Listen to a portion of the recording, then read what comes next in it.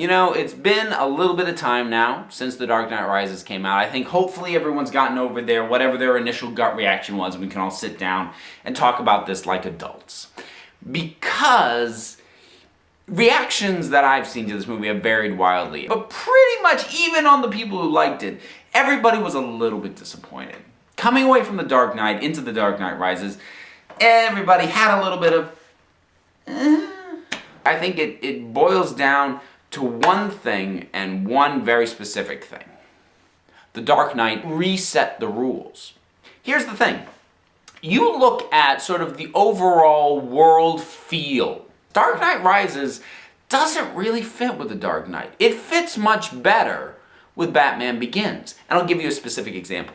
One of the things that there's been a great deal of complaint and mockery about is in The Dark Knight Rises, the entire police force is sent into the sewers to go after Bane. And so many people have called the Gotham PD out on that. It's so stupid. Why would you send every single cop? Who would ever do that? Oh, I don't know. How about a police department that's done it before? In Batman Begins, the entire police force is sent into the Narrows. In fact, Commissioner Loeb even tells Gordon, there's no one left to send.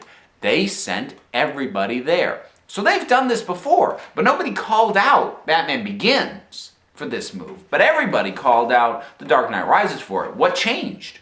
The Dark Knight happened in between.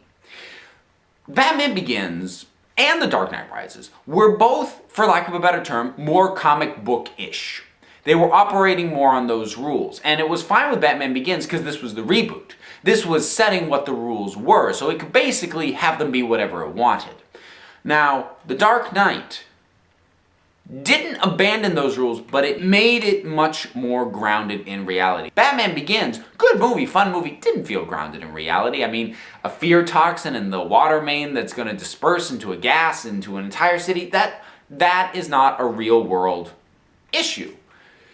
A terrorist blowing up crap, that's a real world issue, and that's ultimately what the Joker was. You really do feel, watching The Dark Knight, that the Joker was supposed to come back for the final entry. I mean, his line, I think you and I are destined to do this forever. They were supposed to still be going at it. And in fact, a lot of aspects of Bane's plan, they feel a bit Jokerish, don't they? I mean, blowing out the bridges, isolating the city, letting the citizens of Gotham turn on each other, does this sound like anybody else we know? I think that's a holdover from ideas that would have gone to the Joker had Heath Ledger not died. But he did die. And we couldn't bring back the Joker, and you can't recast him, not after that performance. We can't get a sequel to The Dark Knight. So The Dark Knight Rises is really a sequel to Batman Begins. The problem is, Batman Begins isn't as good a movie.